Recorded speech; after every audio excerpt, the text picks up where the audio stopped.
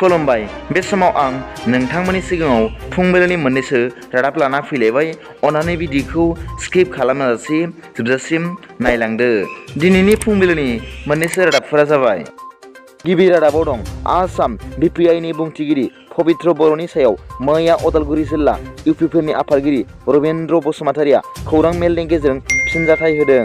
आसाम BPIनि बुंथिगिरि पबित्र बर'आ दाखालि बृहस्पतिबारखालि हाग्रामा महिलारि आरो BTCनि गाहाय प्रमद बर'नि हेंथायै गोहैलु राव बुंनायनिफ्राय गोजानाव थानांगौ होनना गोख्रों रावै सोंखारिदों उदालगुरि जिल्लानि UPPL दोलोआ। मख'नो गोनांदि दाखालि बृहस्पतिबारखालि उदालगुरि जिल्लानि नलबारि गेलेग्रा फोथाराव BPIनि खुद्रिसारनाय रेलि हाबाफारियाव बाहागो लाना खौरांगिरिफोरनि सिगाङाव गोहैलु रावजों हाग्रामा महिलारि आरो प्रमद बर'नि बेरेखायै बुंनानै थगायसुला होनना फोरमायदोंमोन। बिनि फिनजाथाय महरै मैया उदालगुरि जिल्ला UPPLनि आफादगिरि रबीन्द्र बसुमतारिया खौरां मेलनि गेजेरजों फिनजाथाय होना जानला मोनला लाजिफोनांथाव राव बुंनायनिफ्राय जानगाराव थानो खावलायदों। नैथि रादाबाव दं बर' राजखान्थि दैदेनगिरिफोरनि गावस्रा गावस्रि खौसेथि गैयैनि थाखायनो मोनखानाय गोहोआ गोमालांफिनगोन बियो रोखा। बे बाथ्राखौ बुंदों BKWSCनि गाहाय मावफुं सोद्रोमा मिहिनीश्वर बसुमतारिया। बर' हारिया खौसेथि जाब्ला आसामाव रावबो नासयनो हाया होनना बिथाङा खौरांगिरिफोरनि सिगाङाव फोरमायदों।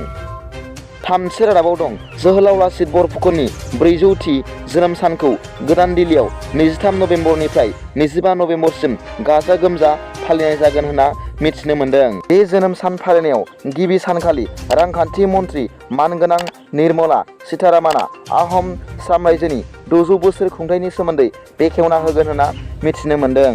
मख'जाथावदि बे जोनोम सान फालिनायनि जोबथा सानाव गाहाय मन्त्रि मानगोनां नरेन्द्र मदि आरो मिरुनि नखर मन्त्रि अमित शाहआ बाहागो लागोन होनना मिथिनो मोन्दों। ब्रैथि रादाबाव दं 15थि एशियान एयारगान चेम्पियनशिप 2022 बादायलायनायाव भारतनि मेहुली ग'सा आइजोफोरनि 10 मिटार एयार राइफल गावनायाव सनानि मेडेल मोननो हादों होनना मिथिनो मोन्दों। बाथि रादाबाव दं प्रमद बर' दैदेननाय BTC ओनसोलाव थागिबि बर' हारिया खृष्टान धोरोमाव बास्लायजोब्बाय होननानै BPF दोलोनि आफादगिरि लोगोसे देबोरगाव बियाबनि MCLA हाग्रामा महिलारिया अजद होदों। मख'जाथावदि हाग्रामा महिलारि बिथाङा बुंबावदोंदि बर' गामिफोराव गोबां चार्च न' लुफुंनानै होबाय आरो खायफाखौ गोसो गैयाब्लाबो प्रमद बर'नि दैदेननाय UPPL सरकारा खृष्टान धोरोम लाहोदों।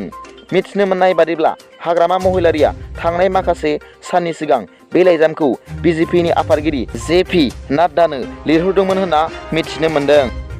द'थि रादाबाव दं हाग्रामा महिलारिया UPPLखौ जाख्ल'नायनि दाय होदों। मिथिनो मोननाय बादिब्ला हाग्रामा महिलारिया UPPL सरकारखौ 600 कौटि जाख्ल'नायनि नरेन्द्र मदिनिसिम आरो हेमन्त बिश्व शर्मानिसिम गांथामसो लाइजाम हरदों। नाथाय बे जाख्ल'नायनि अजद होनाया जेबो ओंथि गैयै बे बाथ्राखौ UPPL राजखान्थि हान्जानि एडमिनिस्ट्रेटिभ नेहाथारि मानगोनां राजु नार्जारिया बुंदों। बिथां नार्जारिया बुंबावदोंदि आथिखालनि सरकार UPPL सरकारा मानगोनां प्रमद बर'नि दैदेननायाव जोबोद मोजाङै सोलिगासिनो दं आरो जेरैथिंबो जौगागासिनो दं होनना बिथाङा खौरांगिरिफोरनि सिगाङाव बुंदों होनना मिथिनो मोन्दों। दिनैनि फुंबिलिनि मोननैसो रादाबफोरा दा बेखिनियानोमोन। भिडिअखौ मोजां मोनदोंब्ला अन्नानै लाइक आरो साबस्क्राइब खालामनो दाबाव आरो बेल आइकनाबो थुनानै ला जाहाथे आं गोदान गोदान निउस आपडेट लानानै फैयोब्ला नोंथांनियाव सिगांग्रो नटिफिकेसन सौहैयो।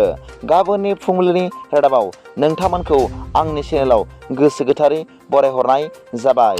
गोजोन्थों। एसेनोसै। जै बर' हारिनि जै।